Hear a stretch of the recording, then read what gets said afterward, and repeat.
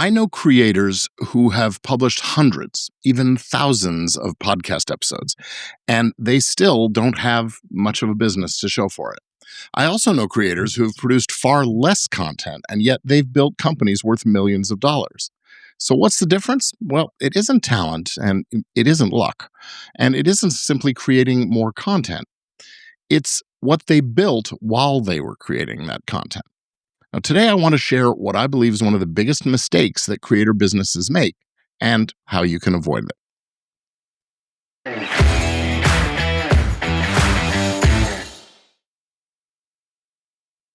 Welcome to Legit Podcast Pro. I'm Gordon Firemark, entertainment attorney, educator, and known as the podcast lawyer.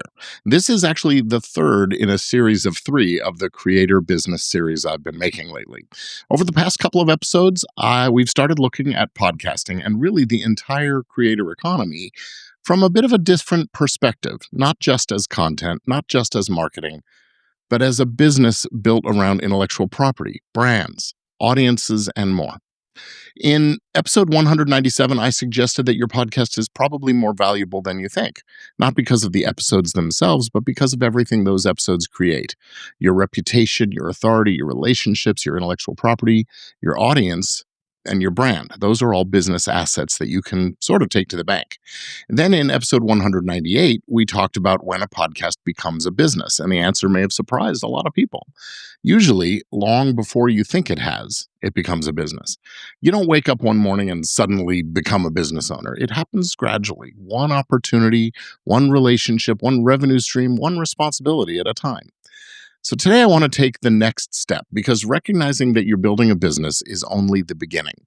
The next question is your business growing as quickly as your content? Because after more than 30 years representing creators, entrepreneurs, producers, authors, filmmakers, podcasters, media companies, you name it, I've noticed something.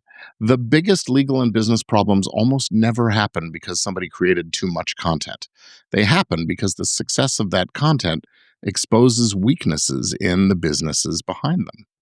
Now, I've seen ownership disputes, trademark conflicts, licensing opportunities that couldn't move forward because nobody had secured necessary rights, partnerships that fell apart, businesses that become incredibly successful, only to discover that the legal and business foundation underneath hadn't kept pace. The content wasn't the problem. The business simply hadn't matured alongside it. And that's what I want to talk about today.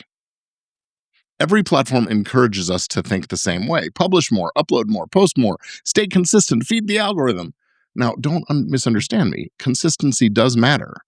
I've built a career around showing up consistently. My entertainment law update podcast has been going every single month like clockwork since 2009. In fact, we just recorded another episode today. And Legit Podcast Pro, this show, we are approaching our 200th episode. I believe in creating consistently. But I also think creators can become trapped on what I call the content treadmill. There's always another episode to record, another video to edit, another newsletter to write, another social media post to publish. And the work never ends, and it kind of keeps growing and expanding. And if we're not careful, we begin measuring our progress by that output. How many episodes did I publish this month? How many videos did I upload? How many shorts did I create? Those are useful metrics, but they're incomplete.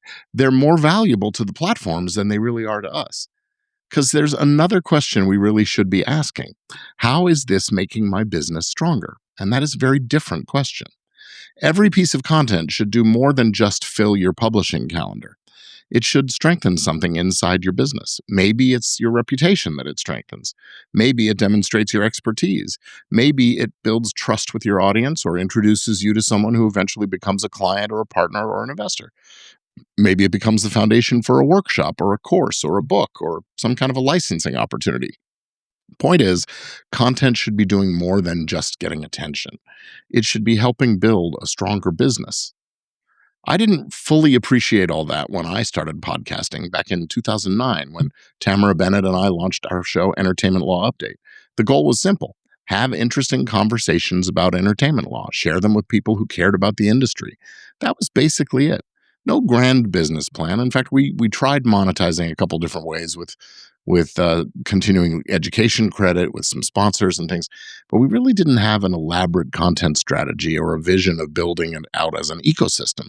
That just sort of happened. We wanted to create something useful, and we did, and it worked out nicely. But over time, what's interesting is what happened. People started recognizing me and her because of our podcast. Conference organizers invited me to speak. Schools invited me to teach. Listeners became clients. The podcast led to books. The books led to courses. The courses led to legal templates. You see where I'm going? The relationships I developed through the podcast opened doors I never would have imagined when we first made those first episodes. Now, looking back now, I can see that every episode was doing more than just educating or entertaining an audience. Each one was strengthening the business behind it. It wasn't just creating content. I was building business assets, not all at once. It was one episode at a time. And that's how I realized something. The podcast isn't the business. It became one of the engines that powered my business. Now, that's a very different way of looking at your content, isn't it? And it's one I hope you'll begin adapting and adopting in your own creator business. So what does a healthy creator business actually look like? I think it helps to picture three interconnected parts. First up is the content.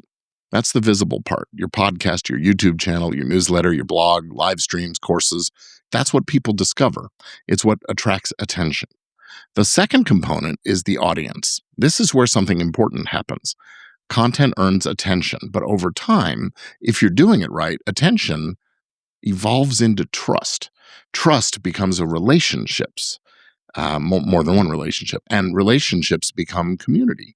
Community creates opportunity, and that's when you get customers. That's why I don't get nearly as excited about download numbers as many people do. Downloads are nice, views are nice, subscribers, absolutely nice, but what really matters is whether those people begin to know you, trust you, like you, and recommend you, and eventually choose to do business with you themselves. That's when content starts becoming something much more valuable. Now, the third component to a healthy business is the assets themselves, the things that your content and your audience create over time. Your reputation, your intellectual property library, your brand, your customer relationships, your contracts and systems and goodwill, and those licensing opportunities, your recurring revenue. All of these are the assets that give your business real value. And here's the important thing. These three components should grow together. Content attracts an audience. The audience creates opportunity. The opportunities become business assets. Those assets make the next piece of content even more valuable. And it's a cycle, a snowball, if you will. A healthy creator business keeps strengthening each part of that cycle along the way. Now, unfortunately, that's not always what happens. Sometimes the content grows, the audience grows, the opportunity grows, but the business underneath never catches up. Maybe it wasn't prepared for the success in the start. And that's when the problems really begin. So I want to tell you about one of those situations. Years ago, I represented the founder of a very successful podcast. He created the show, multiple shows actually, and he owned the network where this particular show was distributed. Over the years, several co-hosts rotated in, came and went, until one emerged as sort of the main co-host. And together, they built something remarkable. The audience kept growing, the show's reputation grew, people really loved it. And then they reached a point that every creator really hopes to reach, and that is that they started talking seriously about monetizing the show. Well, that's when everything unraveled. Not because anyone suddenly became dishonest, not because the podcast wasn't successful, but because success had exposed a problem neither of them had addressed. They had never clearly established the nature of the business relationship between them. The founder viewed the show one way, as his, and the co-host viewed it as another, his. Each believed something different about what they'd built together. Those assumptions had never mattered while they were simply creating the content. But once there was money in the equation, real opportunity, and a valuable business, those assumptions collided. The founder tried to preserve the relationship. He compromised. Unfortunately, that didn't resolve the disagreement. In fact, it made it worse because that's when the co-host really began claiming full sole ownership of the show. He said, my show, right? He tried to move the podcast to another network. Can you imagine? He asserted rights to the audience, to the revenue, to the business itself. Things like the RSS feed, the email accounts, the lists, all those kinds of things. Now, eventually, the founder had to lock him out of the podcast hosting platform and the email accounts, the social media. And instead of recording new episodes, now they're shaking fists and rattling sabers. Everyone's talking to lawyers. And for the better part of a year, ownership, control, revenue, intellectual property were the subjects we were debating. Now, eventually, we were able to settle the matter. And like many settlements, nobody walked away particularly happy. And the saddest part of the story is this: that dispute had almost nothing to do with the podcast itself. The show was excellent. The audience loved it. The business had real value. It wasn't about the content. The problem was that the business hadn't matured alongside the success of the content. Now, a straightforward co-host agreement at the beginning of the relationship, or well, that almost certainly would have prevented most of what followed. Or maybe forming an LLC and allocating ownership that way might have helped. But I don't tell you this story just to convince you to use a co-host agreement. That's just one example. There's a larger lesson here. As your creator business grows, your business infrastructure has to grow with it, especially if you're starting out with nothing. Every stage of success creates new questions. Who owns what? Who's responsible for what? How are the decisions made? How is money being divided? Who owns the intellectual property? What happens if someone leaves? These aren't questions that you want to answer during or after a disagreement has started. You want to answer them while everyone is still on the same page or close to it. That's one of the reasons I spend so much of my time helping creators put these things in place before the crisis, before there's a problem. Not because I enjoy paperwork, because I'd much rather help people keep building their businesses than spending a year helping them untangle one. And that brings us back to the title of this episode. Content isn't enough. Content got them the audience. It created the opportunity, the value. But content alone can't protect what they build. The business had to mature too in order for that to happen. So where do we go from here? Well, I would like to suggest one simple shift in the way you think about your work. Not every piece of content has to change the world. Not every episode has to go viral. Not every newsletter has to generate a flood of sales, but every piece of content should contribute to making your business stronger. And you need to think about the infrastructure while you're doing that. Very different perspective here. So before you hit record, before you hit publish, before you send that next email, ask yourself, how will this make my business stronger? And what can I do to preserve and protect that strength? Maybe this episode demonstrates your expertise or strengthens your relationship with your audience. Maybe it answers a question that you've been hearing over and over again. Maybe it becomes the basis for a conference presentation or a chapter of a book. Maybe it attracts a client that you've never met. Maybe it creates intellectual property that you could license later on. Maybe it becomes the first step in a much larger conversation with your community, your audience, your customers. You may not know exactly which opportunity will emerge, and that's okay. But the point is that you're creating with a larger purpose than just filling a content calendar. You are there to strengthen the business, creating with intention. I've come to believe that the most successful creator businesses don't think in terms of isolated pieces of content. They're thinking in terms of portfolios. Every podcast episode, YouTube video, article, every appearance on someone else's show, every workshop, every speaking engagement or interview adds something to the portfolio. Sometimes that's a new relationship, sometimes a stronger reputation or an intellectual property library of content. Maybe it's a process that you've documented. Sometimes it's just about trust. Over time, these things compound. That's why I don't think creator businesses should obsess over whether every individual piece of content is a home run. No, instead, ask whether it's contributing to something bigger. Is it making the business more valuable, more resilient, better known, better protected, more capable of serving the people that you're here to serve? If the answer is yes, then you're building something much more important than just another episode. You are building that enduring creator business. And that's really been the point of this entire series. In the first episode, I challenged you to recognize that you're building more than content. You're building business assets. In the next episode, second episode, we explored when those assets became and become a business. The answer, of course, is much earlier than most creators even realize. And today, I hope I've convinced you of one more thing, that as your content succeeds, your business has to grow and mature alongside it. It's not just about the legal documents, although those are important. It's not just about forming an LLC or registering a trademark or copyrights. Those things matter, absolutely, but they are part of something larger. They're part of a strategy of building a business that's prepared for the opportunities your content creates. I've seen way too many creators spend years becoming experts at creating content while giving very little thought to the business that owns the content.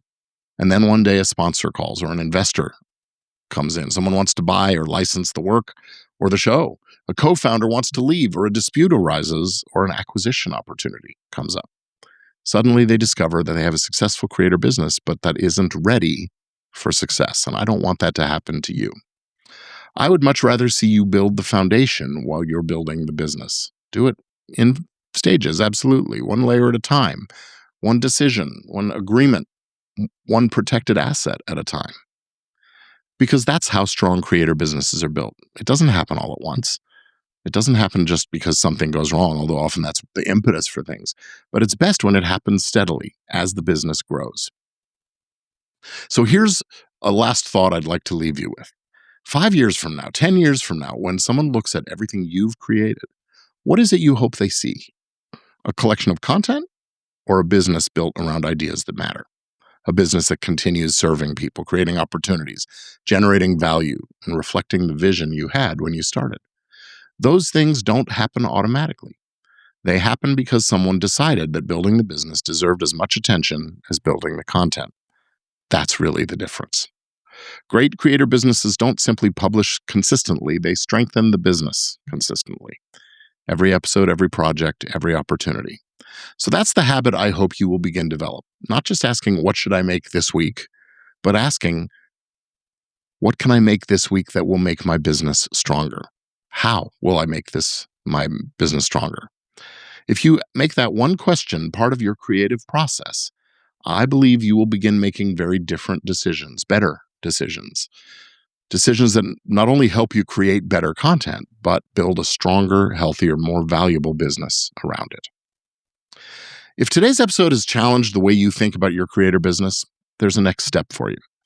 I'm developing something called the Creator Business Protection Blueprint.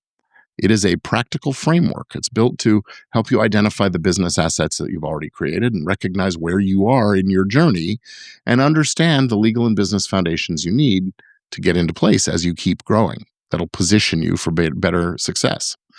You can learn more and join my early access list by going over to gordonfiremark.com/blueprint. And if your creator business has reached the point where you're dealing with partners, contractors, sponsorships, licensing, or intellectual property questions, you don't have to navigate those issues alone.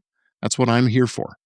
You can find out more about me at gordonfiremark.com. And if you're ready to strengthen your legal foundation today with attorney-drafted agreements, releases, and templates that I built specifically for podcasters and creator businesses, head over to podcastlawforms.com.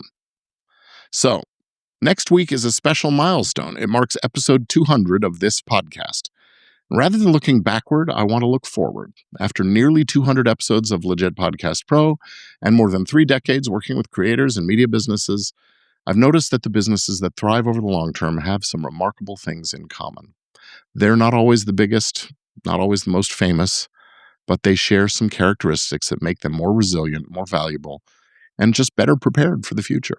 So that's what we'll be talking about in episode number 200 next week. I hope you'll join me, but until then, keep creating, keep building, and remember, your content deserves a business that's every bit as strong as the ideas that you're sharing with the world. And with that, I'll sign off and say, see you next time.